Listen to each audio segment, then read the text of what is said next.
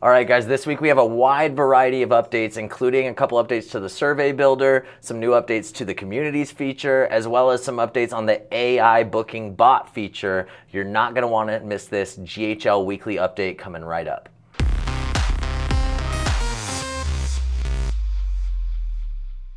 All right, guys, I'm gonna do this update again without a screen share. What I wanna know is this still valuable to you when I'm not pulling up these features on the screen? Tell me in the comments below if you would rather be seeing these features on your screen. It was just kind of a pain in the ass to switch back and forth between on the screen, off the screen, on the screen, off the screen. Some of the stuff it made sense to pull up on screen, some of the stuff it didn't.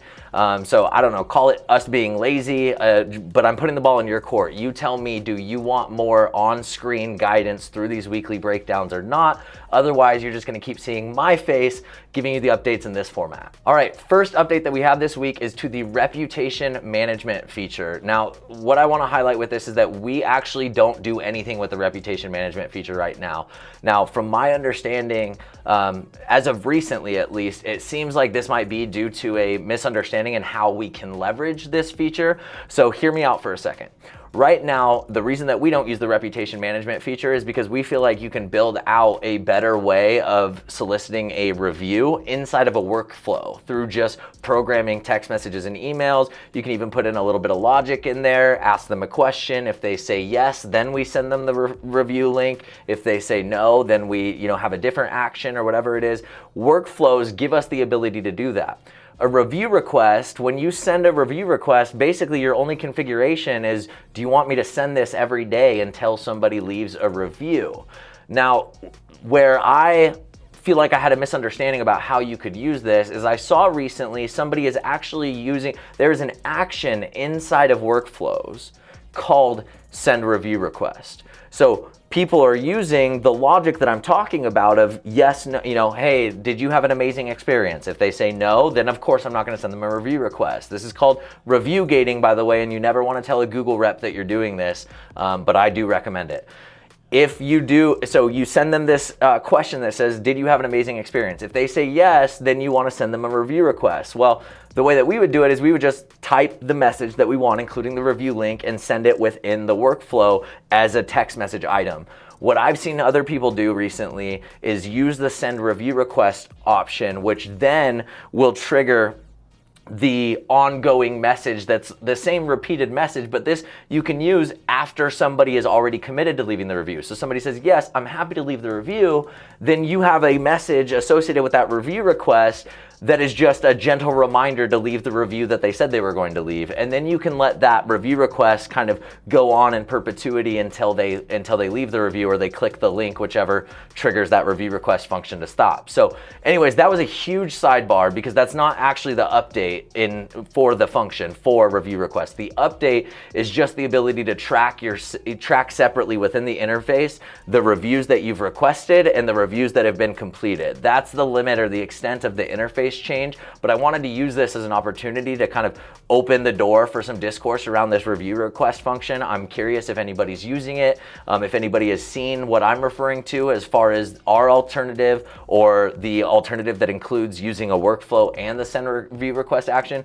Really curious around this. So if you have any experience with it, please let me know in the comments below or shoot me a message. All right, next up, we've got a couple updates to the survey functionality inside of HighLevel. So I'm pretty sure this is a labs feature that you have to have the new survey builder turned on to access this, but we now have the ability not only to upload images for the header of the form, but also for the background of the, I'm sorry, I said form, survey, right? The difference between survey and form is survey allows you to break it into multiple pages and set up conditional logic that says if they answer this, then take them here versus going over there. A form is one page, questions on the form, right, on the page, and no logic that's capable. So what I'm talking about is for specifically the survey builder, you now have the ability to upload an image and use it as a header, as like a banner within your form, and also as a background. Now this is gonna open the door for a lot of different ways that you can style these surveys and make them feel more on brand or make them more pertinent and more relevant on your website if you're hosting them there. Now what this has also opened the door for is another another new feature that HighLevel rolled out this week, which is survey templates. So now, because there's more flexibility in what you can do with the styling, now they've gone ahead and created a templating system where, just like with sites and with funnels, there's a bunch of pre-built templates in there, but you can also go in and create your own templates based on, your brand standards, criteria, whatever. Create your own templates so that anybody that's going in behind you and creating surveys is creating it under the same, brand, the same template, right? Okay, so to check these out, you're gonna go into surveys and you're just gonna click new survey, and you'll have the option to select from the templates. Check them out. There's nothing really that I've seen in there that I'm like, oh, heck yeah, somebody's gonna love this. The designs are kind of lame, to be honest with you, but it's still early. It's early. I don't know how people are gonna use this. I don't know how much they're gonna invest in it, but I do think it's interesting, especially if you're not super experienced with this stuff. It is nice to just go in and see what other people's ideas are with the same tool that you're using, so that you can get an idea of ways that you can customize your forms going forward.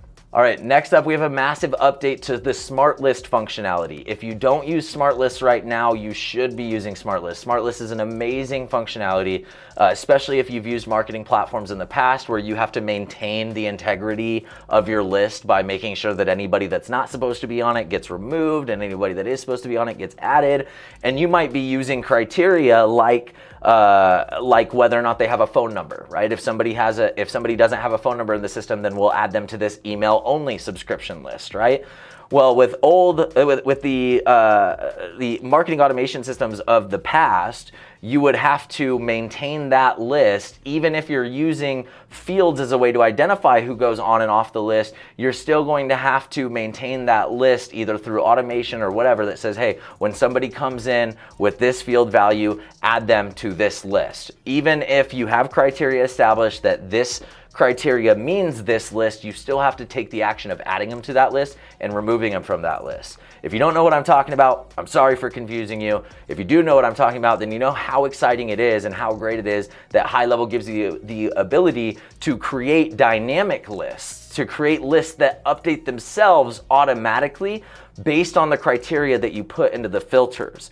So as a loan officer, some of our clients are generating leads, right? A lot of our clients are generating leads, and with those leads, that people are filling out the questions. How much is your credit score? What's your estimated household income, etc. Well, we can create smart lists that say, hey, when somebody comes in and I shouldn't say when somebody comes in. We can create a smart list that says, hey, give me a list of all the people that have an income between $50,000 and $100,000 a year. Now, if I create that list one time, now anytime we have somebody come in that comes in with that field filled out as 70,000, 80,000, right? Between 50 and 100,000, they have their income filled out as between 50 and 100,000. They will automatically get added to that list. Even better, if you change that person's income, or you put that person's income to zero, or you eliminate it entirely so it's no longer in there, they will automatically be removed from that list. Hence the name SmartList. This is a really cool functionality. It's been around for years with HighLevel. One of my favorite aspects of HighLevel. They just rolled out a slew of new ways that you can filter these lists by that are kind of some nuanced applications. Like, for example, being able to filter by who the lead was created by. So if you have multiple people in one account, 5 LOs in one account, and you want to be able to filter who the lead was created by, which of the 5 LOs created the lead, you can filter that way. So there's a list of about 10 to 12 different new filters that have been added. Not all of them are super relevant. There's a couple of them that we really like, and I'll go over those. But if you want to see the rest of them, go into the Facebook group, the HighLevel Facebook group, and look at the original post, or you guys, we can try and remember to drop the link in the comments. If I don't, I'm sorry, don't shoot me, but go ahead, check out that list of new SmartList features, new SmartList filters that you can access. The ones that we like, and we're really excited as far as the SmartList, the new SmartList filter, we like valid email, so you can filter based on whether or not somebody has a valid email. So if you have email validation turned on in your account, somebody fails that validation, you can make sure they get excluded from your list. This is huge. Do not disturb. This is the dumbest one. I have no idea why this wasn't available until now, but it is finally available. Thank you, Jesus. We are now able to create our smart list and filter based on somebody's do not disturb status specific to the channel that they're opting out of. So if somebody opts out via text, you can create a smart list of people that haven't opted out via text. If somebody opted out via email, you can do the same thing via email. It used to be DND was all or nothing, which left me kind of wondering, like, what the hell does this mean exactly? At the point that I can identify do not disturb by channel, and I go into workflows and it's only asking me do not disturb overall, like what exactly is happening? Am I actually excluding anybody from this list? I had no idea. So now for us to be able to dial down to do not, like, show me everybody that has marked us as do not disturb or opted out of text messages or opted out of emails, or show me everybody who hasn't opted out of those things, that is way more valuable than anything we've had before. So we're really excited about that. The last thing that you can do, the last SmartList filter that we're excited about anyways, is last activity time. So you can now filter your list. You can now create a smart list based on the last time there was any activity or engagement with this lead, whether it's outbound or inbound. You now have the ability to create that as part of your filters. Again, this is really positive if you're somebody that's going through doing any sort of like database reactivation, or you fell off for a month or two and you need to go back through and identify who you need to follow up with. All that's going to be possible now through SmartList with these new filters. All right, next up is an update to the calendar functionality, or to the appointment booking functionality. You now have the ability to allow for guest bookings, or people to add guests to their booking. So you can go into your calendar settings, you can turn this setting on, and basically what it's going to do, it's going to allow somebody who books an appointment with you to add the name and email address of a guest that they want to invite to the appointment as well. For us, this is super useful for we call them strategy sessions or go live calls. So when we have somebody that we're working with in a relationship, but they have other people that are also working the system with them, and we don't have a relationship with them, it's really cool now for us to be able to have that individual, our client, book their own strategy session and then add whatever guest they want to that strategy session. This is really cool. It came with another feature that I'm not really sure how I feel about yet. I don't really understand the use case of it. It seems exciting. It seems pretty cool, which is you have the ability to send a custom form to any of the guests that were added to that appointment. So it sounds like somebody in the HighLevel group had a very specific application for how they wanted used. That's the only thing I could think of as to why they kind of bundled these features together. But again, this feature is, first off, we now have the ability to add guests or allow people to add guests to their bookings on our calendar. But then the second part of this is if somebody does get added as a guest, I have the ability to configure a custom form that automatically gets sent to that individual to ask them questions. So again, I don't know exactly what the use case is for this. I could see like in our setup where we have a loan officer that's booking a go live call for him and for him or her and their 3 buddies or whatever, right? I could see why we might want some information on those 3 buddies. I don't know. We're probably not going to use that piece of it right out of the gates, but if you have any ideas for it, we'd love to hear it. All right, next up, we have a couple minor updates to the community features. These are just early, like super early developments that are kind of common sense features, but it's part of when HighLevel rolls out a new feature. They're just very stripped down, and they're waiting for the feedback as far as what we're looking for. So it's really like interface stuff. Hey, when you go over and you click on a member, you should be able to see their profile, see their phone number, see their email, little stuff like that. That they're working on right now. The ability to deactivate or soft delete accounts or communities is now available. Next up, they're talking about the ability to make groups either private or public. So again, one of those features that seems like, well, why didn't you just roll that out in the beginning? But I get it. This is their product development cycle. We've gotten used to it. We're on board with it. We're just not going to use the community feature until some of these things have been vetted out and they kind of have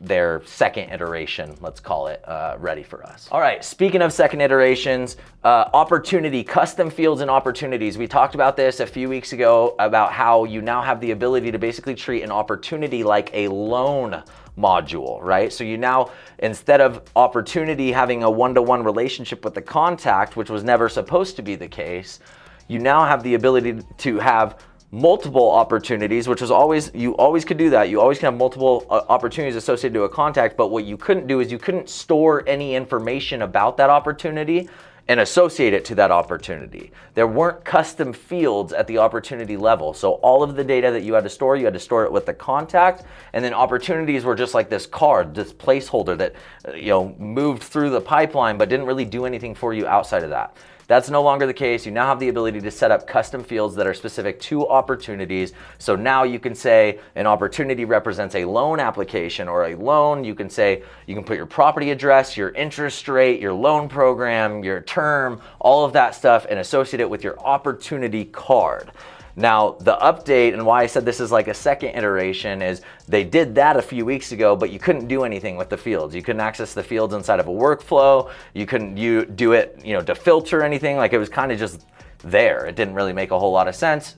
So we pumped the brakes real fast on implementation of that. Well, now you have the ability to use the custom fields inside the workflow builder, specifically with those opportunity custom fields. So this is good. This is a huge positive. This is going to allow us to access some of the benefits that we thought we were going to be able to access at the point that they added custom fields to opportunity cards. All right, last up, we have an update as far as the AI bot. They now have a sandbox mode for your AI bot, and they've given you more free reign, whereas it used to be, it was up to this point, you had to choose between two or three goals or something like that. They've now created the sandbox where you have the ability to do a lot more free form interaction, a lot more guidance for the bot. Apparently, we haven't done a lot with this yet, so don't look to us for the expertise here.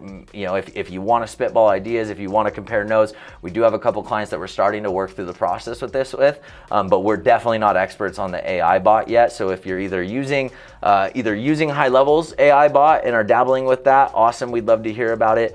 Or if you use ManyChat or any other sort of AI-based bot within your marketing, within your workflows, we would love to hear about it and be able to compare notes with you as we go through the HighLevel bot, the HighLevel AI bot. All right, guys, believe it or not, that is it. This was a really long-winded one. I hope you could see why I didn't really want to get on the screen and pull you into every single one of these. But like I said, if that's what you guys want, I'm going to give it to you. So just let me know if that's what you guys need. If you don't get anything from this when I'm not sharing my screen, I want to know it. But if you did, and even if you didn't, we would love to see you on next week's weekly Zoom room. We would love to see you contribute more in the group. We'd love to hear your questions around the features and this update. Engage, guys. That's what this group is for. But until then, thank you so much for watching, and we'll see you at the top.